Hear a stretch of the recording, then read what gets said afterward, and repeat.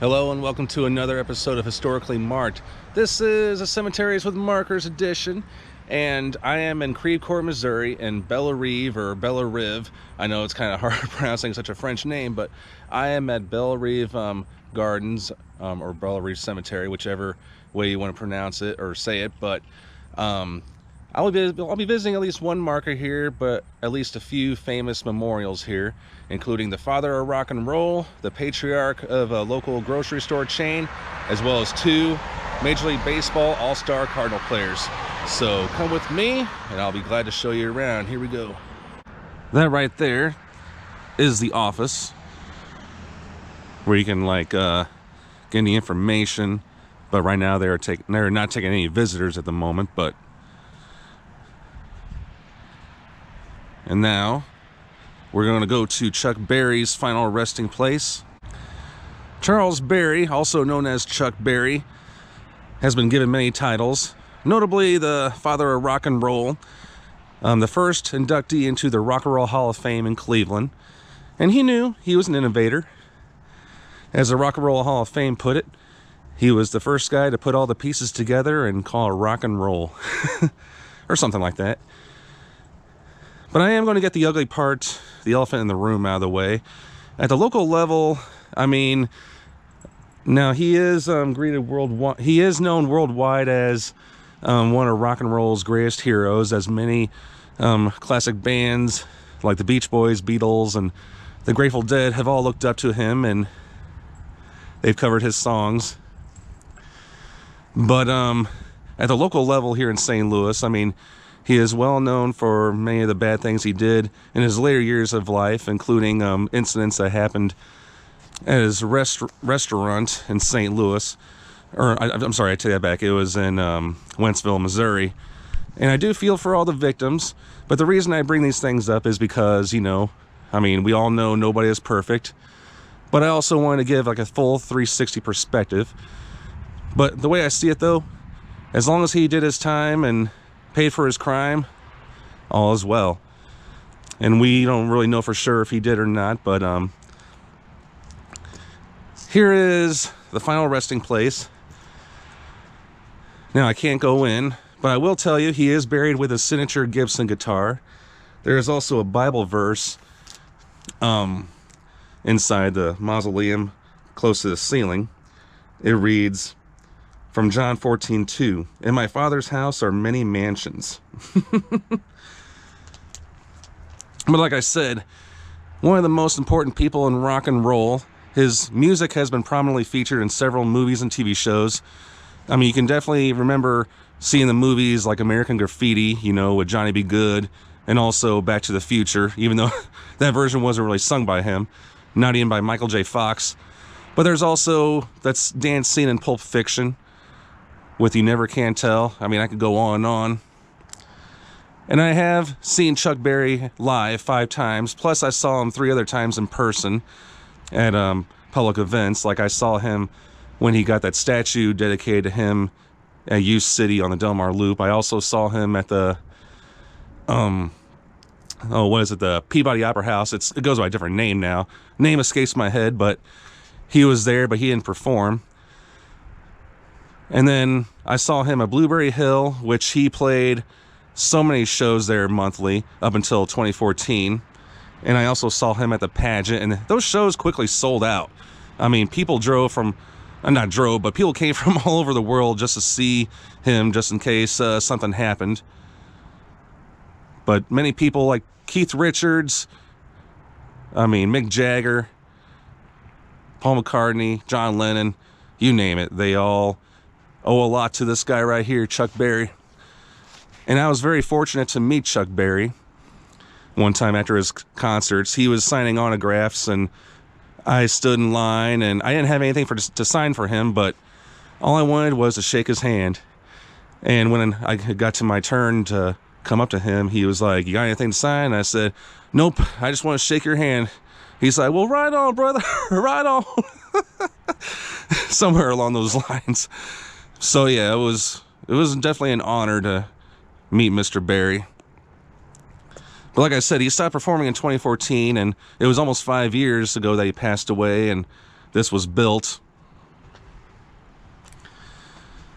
And of most St. Louisans, I mean, yes, many were happy that the father of rock and roll was from their home city. And, you know, he was also proud of his city, too, because, you know, he had the famous rags to riches story. Well, he didn't really grow up poor. He grew up in a middle-class family, but near North St. Louis.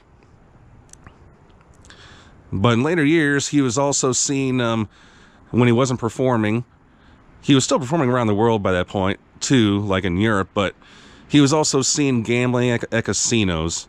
And I have heard stories about, you know, he'd be sitting there minding his own business, you know, like a regular citizen, and the waitresses would say, "Don't bother Mr. Barry, he's in his own world, he's having fun, don't ruin it." But, but I have heard, you know, if you get him at the right time, he'll sign something for you. But Chuck Berry, the father of rock and roll, behind these doors. Just a short walk from Chuck Berry's grave is the grave of Donald Schnuck, who was the patriarch of the whole Schnucks clan. Well, not really, but I'll explain more on that.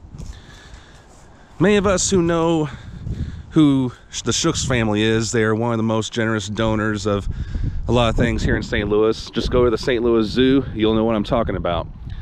But for those outside the St. Louis area, Schnucks Supermarkets is one of the most dominating supermarket chains here in the Midwest, with many locations, thousands of employees. And it's been that way for a long time. Many thanks to this guy, Donald Schnuck, who is buried right here. But it was all started back in 1939 by his father, Edwin Schnuck.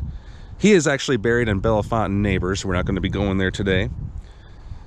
But in 1939, the very first Schnuck store, corner store, was put up. And today it is one of the largest privately held supermarket chains in the United States. 1961 was the year they adopted the slogan, "the friendliest stores in town." Now, I don't know if they still do that because I don't really watch a lot of commercials.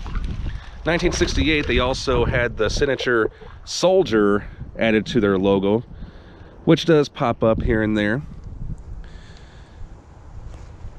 But I do remember when Donald Schnuck passed away in 1991.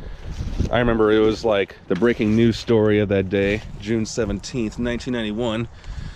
He was in Bellefontaine Neighbors at, I think, at a Schnucks store, and he was at a meeting with some of the employees and leaders, and I think he was trying to negotiate stuff with them. That's just what I heard. But he had a sudden heart attack and passed away. So, and this is Donald's grave right here, and this is his wife, Doris Schnuck, who passed away about 8 years ago. But Donald does take a lot of credit for expanding the whole Schnucks name. It goes all the way out to Springfield, Illinois and Rockford, Illinois, as well as many other parts of the Midwest, not just the St. Louis area.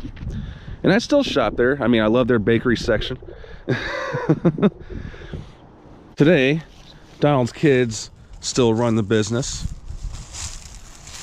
And his grave's not that hard to find. I mean, it's at the crossroads of when you get to the back parts of the cemetery. So one thing I forgot to mention is, yes, this is a very large cemetery, and be very careful when you're driving or walking out here because wildlife does run free. Like, I've already encountered a few deers out here. This here is the chapel, and it's a mausoleum, and this is where Lou Brock is buried. Let's see if we can go in. Now, anybody can just walk in as long as it's during the hours, and it says on here it's closed at 6. Very nice place. Even though I don't think there's anybody in here, I mean, definitely be quiet because you never know. But Lou Brock, the Baseball Hall of Famer, he is not that hard to find. He is right there. Now, with all of his sports achievements, it's very easy to forget that he was well educated. In fact, he's got a doctorate, as well as his wife, who is still alive.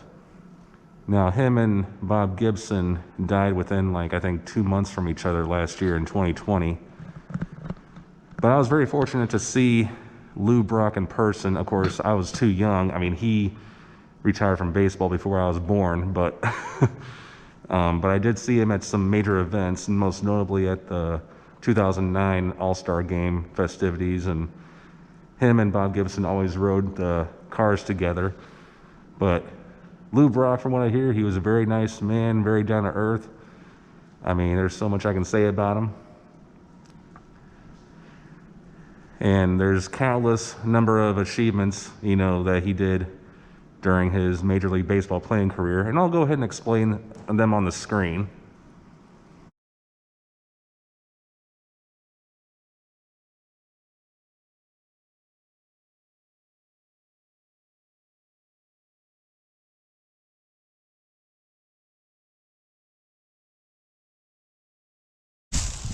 And coming up is the final resting place for Bob Plager, who spent more than half a century with the St. Louis Blues organization.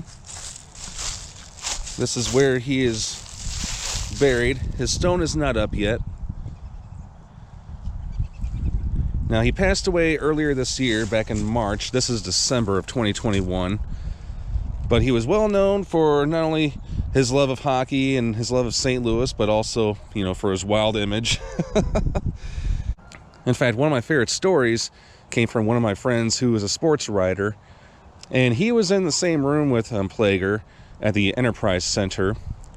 It was around the time when I think the Blues won the Stanley Cup, but he was lighting up a cigar, and somebody said, "Hey man, you're going to get in trouble, you know, put that out." And he was like, "What are they going to do, kick me out of my house?"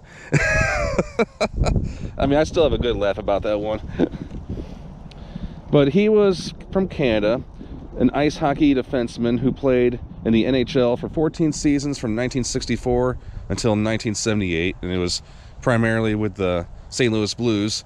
He came from the town called Kirkland Lake, Ontario, Canada, which famously had a lot of ice hockey players or NHL players come from there, as well as the famous actor, now deceased, Alan Thicke. Small world we live in. But he passed away tragically in a car crash at age 78 earlier this year.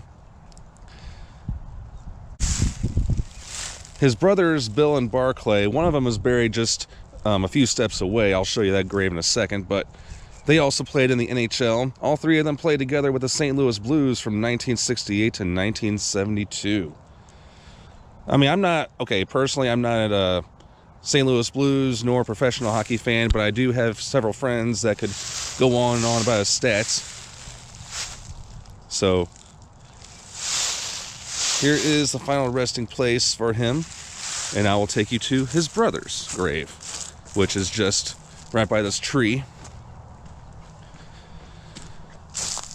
And this is Barclay. Now, he died really young.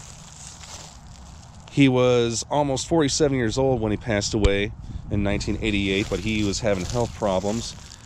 But I do love the St. Louis Blues symbol in the Canada flag, the maple flag. Now, legend has it, and I'm pretty sure maybe the story is true, but my same sports writer friend was telling me that Bob actually came out here to this very spot, and he right after the Blues won the Stanley Cup championship, he took a case of Bud and poured it all over this grave in what is known as typical Bob fashion. So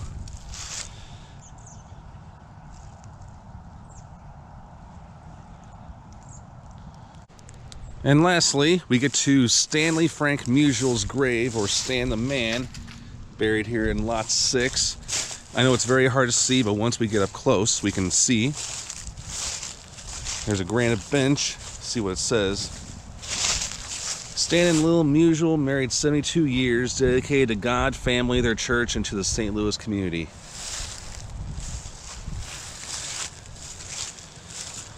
Now there is a marker here, which happens to be kind of a replica of his St. Louis Cardinals inductee plaque. Now, if you want to visit the St. Louis Cardinals Hall of Fame, it's in Ballpark Village across from Busch Stadium.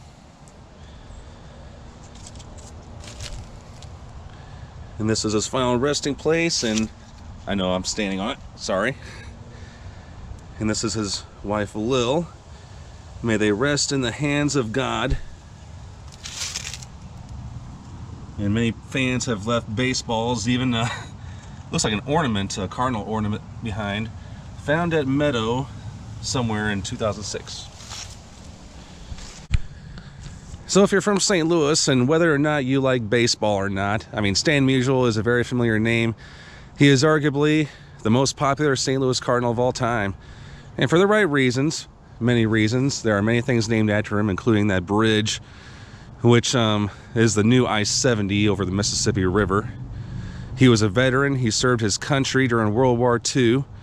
And I'll explain more on that. And here, I'll just go ahead and show you that plaque again and see what it says.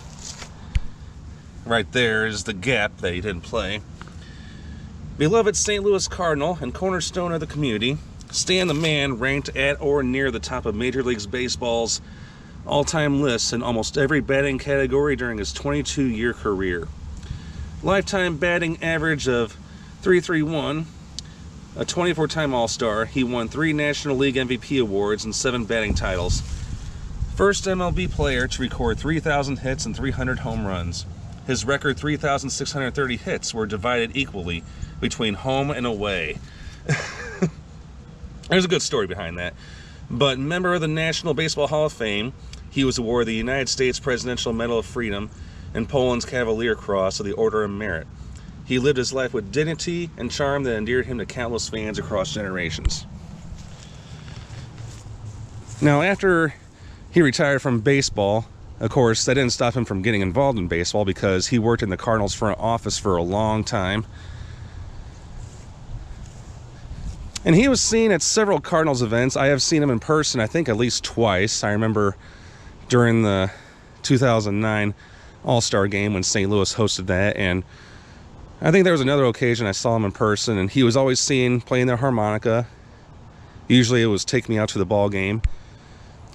And he long retired before I was even born, but my generation knew that he was the guy to look up to. I mean, even several Cardinal players, even non-Cardinal players, you know, respected the guy. As if there was nothing bad to say about him. And I don't think there was. But like all of us, as I said about Chuck Berry, we are all not perfect.